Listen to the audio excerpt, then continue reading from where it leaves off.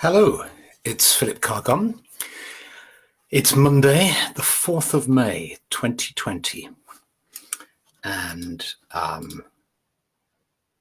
welcome to Tea with the Druid 124. Do say when you arrive. And in this period, Heliette is first. Hello, Heliette. Bonjour.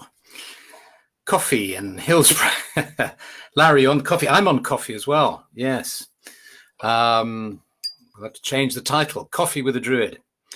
Everybody's piling in. AD from New Zealand. How lovely. On the other side of the world. That's fantastic. So I'm going to start our session this evening in a way that I've been starting this home retreat meditation series. I've been doing a long, deep meditation with anybody who wants to join me. And it's pre-recorded. It's not live like this. It's pre-recorded, so you can use the meditation as often as you like during the week. And we're on week 7 now. It's called The Garden of Flowing and Perpetual Happiness. And there's a little film and an audio and so on. And I always start with this, which is a great way to begin, certainly to begin a retreat. I'm gonna start where you allow the sound. You can use a gong or a bell or whatever to travel into the silence, just to let the mind settle, just to go a little bit deeper than the everyday chatter. So let's follow that sound into the silence just for a few moments to settle as more people arrive in the forest clearing.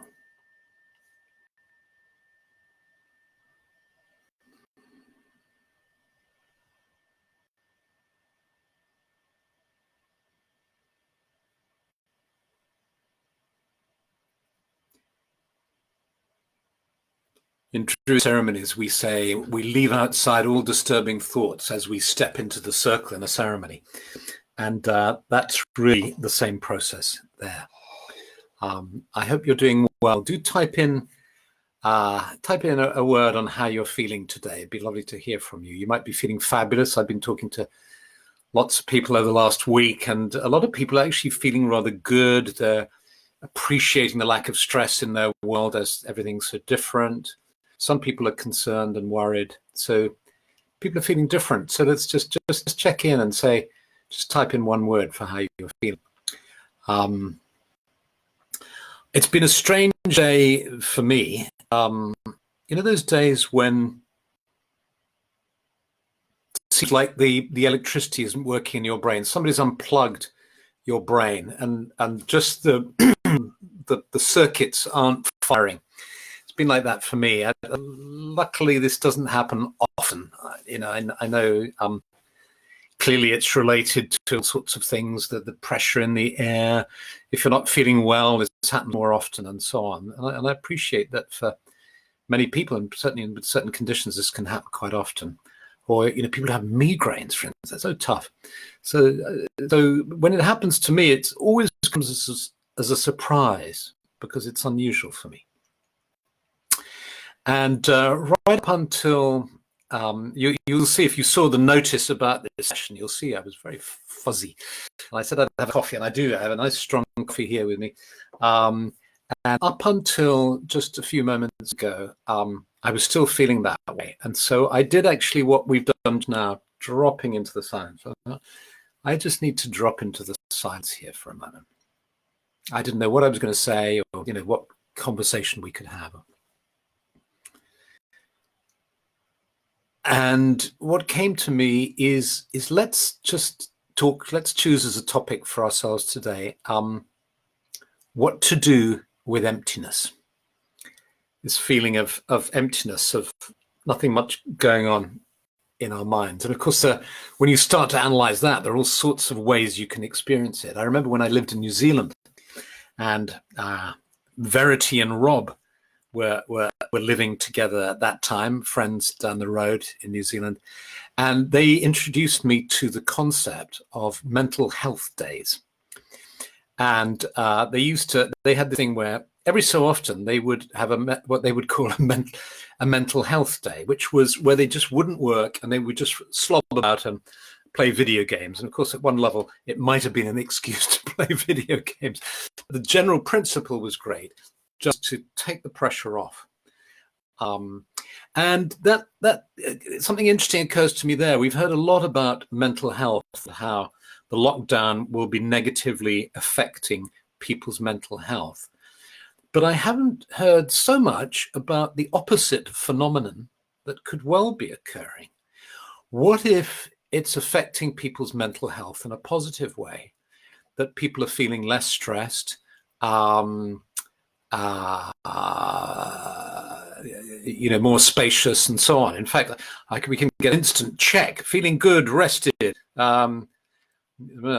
Anyway, I'll have a look at how you're feeling. Feeling sunny, hooray. Drained but relaxed, good, better than yesterday. Feeling exactly the same.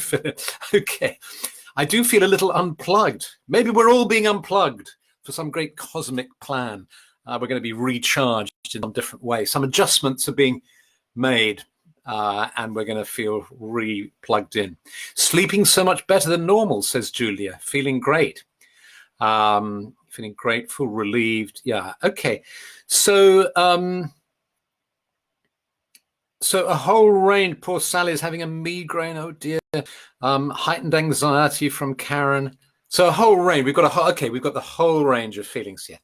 But I think it is interesting, isn't it, to ask, maybe there will be some positive mental health benefits from this. I know I've heard from a number of people who say that they're not going to go back to their old way of living, where they were running around like headless chickens, forcing themselves to work really hard. There was a guy in Canada who started the Work Less, Play More party a long time ago.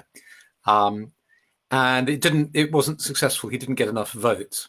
He's the same guy who started the World Naked Bike Ride, which did get a lot of traction. And there are, as you may know, there are World Naked Bike Rides in a number of cities all over the world. The idea of being naked, apart from it being wacky and fun, was to stress the concept of being vulnerable. So you're vulnerable on a bike, and really showing car drivers, be careful. Let's have more cycling, less cars. It's been hugely successful. It's always coincided with our Glastonbury gatherings of the Order. So sometimes I have stood up in Glastonbury Town Hall and said, I have some good news and some bad news. The good news is we've got a wonderful lineup of speakers over the weekend and so on. The bad news is we're all going to miss the naked bike ride in London and Brighton and Bristol. So why am I talking about this? So I thought it would be good to look at this, and rather than our immediate tendency is to try and get away from what we perceive as a difficult or uncomfortable state. And one of the old psychotherapist tricks is to actually home in on it and focus, and mindfulness as well, and sophrology and all sorts of approaches. Is like, actually, let's just stay with this. So when I sit with this emptiness and fuzziness, at one level, it's actually quite pleasant because I can just zone out, I suppose, is the phrase you'd use. But I think it also gives a chance for something new to come into our lives. And that's why the Sacred Grove meditation, I think, this particular way of meditating that we use in Druidry, and which forms the basis for working in the order and the training that we do going through this. That's a really interesting comment from Selena, who says she hasn't taken antidepressants since this started, haven't needed to. That suggests you were before the lockdown. If that's the case, then that's really very interesting, Selena. Thank you.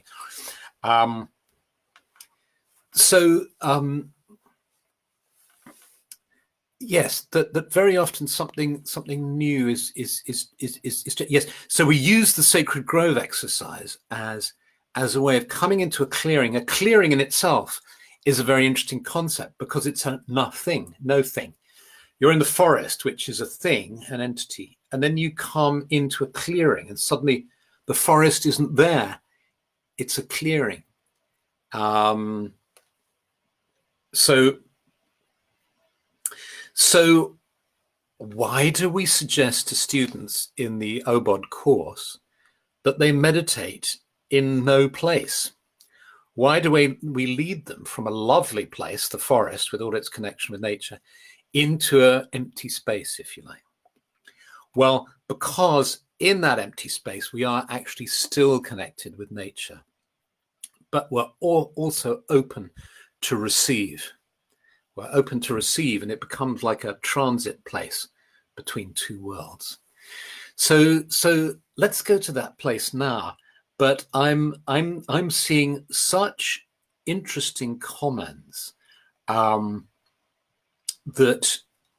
I suggest when this recording, this broadcast is over, have a look at what everybody's saying, because I just from glancing at it, I'm seeing off my anti-anxiety tablets and spiritually grounded. So again, Kit, you've said what somebody else said earlier, and again that implies you were on them, and have you stopped taking them during the lockdown? That's really interesting. I think if this is the case, and Sophia saying Mental Health Day, what a wonderful healing concept. Yes. Debbie would love this break in chaos to continue. You know, I've spoken to several people, just local friends I've bumped into in the street. Well, not bumped into, of course, met in the street. And they've said, I actually want this lockdown to go on. I'm really benefiting from this. So yes. Ines, I need vacations, even if I'm bound to stay at home. Well, that need for, if you analyze that, Ines, I think you'll find that need is actually a need to alter your consciousness. If I dare suggest what the real need is, it's not necessarily to move your body to a different place for the benefit of some new sights and some warmer weather or different weather or the sea or whatever it is you might. I would venture to suggest that the need for a holiday is a need for a change in consciousness, which is why going into the sacred grove, why meditating, why spiritual practice is of such value, because they're like little spiritual holidays, little holidays which fulfill that need that is actually coming from deep within the soul. So let's try it now. Let's have a little holiday. Let's go within and let's see how we feel afterwards from this. So just begin by just a bit of a stretch. And then if it feels okay for you to close your eyes, close your eyes. And then take in a slow, deep breath.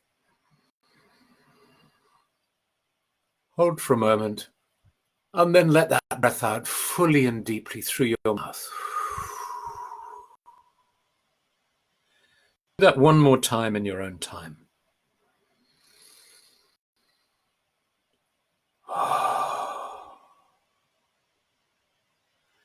And now becoming aware of being seated where you are, just allow yourself to gently let that awareness change to an awareness of coming into a sacred grove, of moving through the trees, and of coming to be seated in this beautiful clearing in a forest.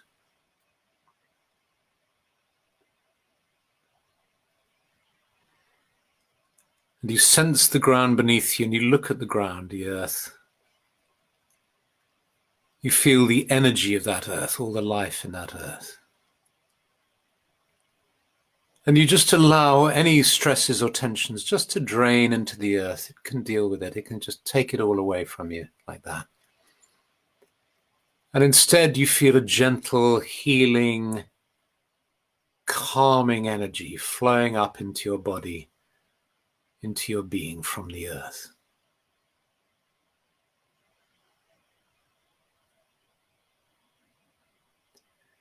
And you become aware of the way in which the trees all around are rooted in the earth. You feel them as living beings. You sense their consciousness, their spirits. These living beings, your brothers and sisters, your elder brothers and sisters, perhaps even, wiser than us, gentle and powerful at the same time, rooted in the earth, giving oxygen, giving life. And you sense their protection and their power. And you become aware of the sky above you, the clear blue sky, the green leaves of the trees above, and you breathe in the energy of this sky. And as you breathe in the energy and vitality of the sky, this energy meets the energy of the earth within the center of your being. And we'll have a few moments in silence together where you just allow yourself to feel whatever you're feeling, but being open to the energy and the peace and the quiet of this place. No need to think anything, see anything, just being open to whatever you experience.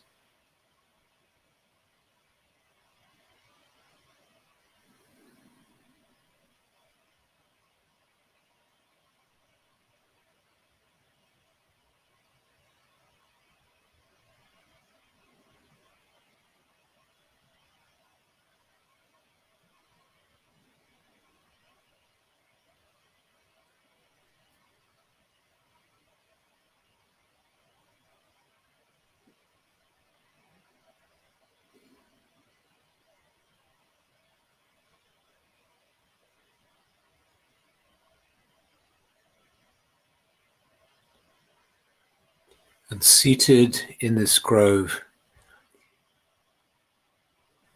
you may feel that sometimes even the smallest change, the smallest amount of energy, the smallest gift from the world of nature that comes into your energy field, that comes into your consciousness, is a gift that can bring medicine and magic into your life.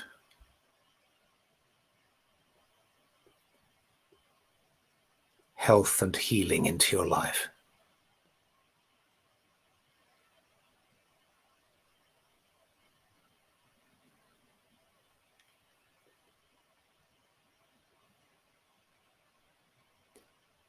And so placing your hands and your imagination on the earth in front of you, you feel your love for the earth and for the planet, for the realm of the plants, for the realm of animals, for the trees and the birds, for the blue sky and the clean water, for the whole earth. May the land be blessed. May our lives be blessed. And you lift your hands up and you bring your hands to your heart, and you feel love in your heart, warmth in your heart. And knowing that you can return to this place at any time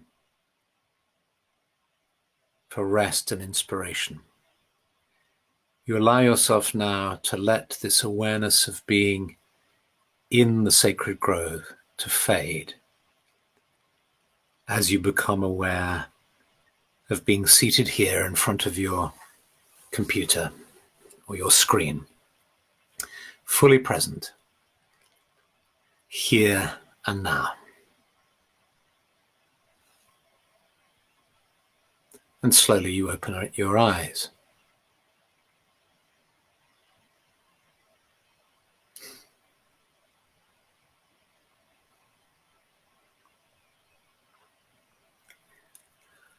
I'm reading your comments here, and Marie, it's lovely seeing. I don't wish fuzziness on anyone.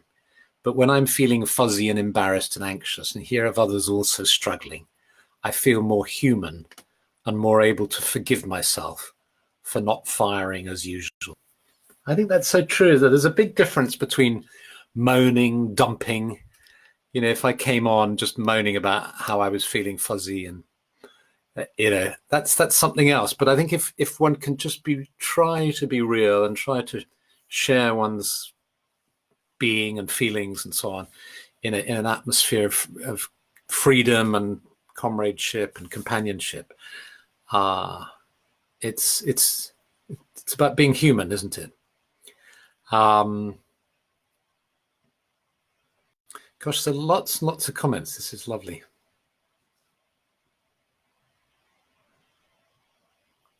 Now, Gina Rosa, that's interesting. Solo lockdown in a new city, profoundly lonely. It's affecting my sense of reality. I need actual conversation and eye contact, not messaging. Deeply aware right now of how our brains and senses are geared towards being social. Was it Jung who said, the way to individuation is through relationship? And that's how I feel now. I'm not sure if I exist in this relationship vacuum. This is why they use solitary confinement as punishment. We are social animals. Now, that's really interesting, I think, because I've been having an interesting thought that maybe I'm aware of time marching on. So I'm just going to mention this and maybe we can talk about it next time. But have a think about this. I've been having two feelings now. On the one hand, I've been having a desire to not engage in so much social media, or in fact in the internet at all. And I've started introducing screen-free days.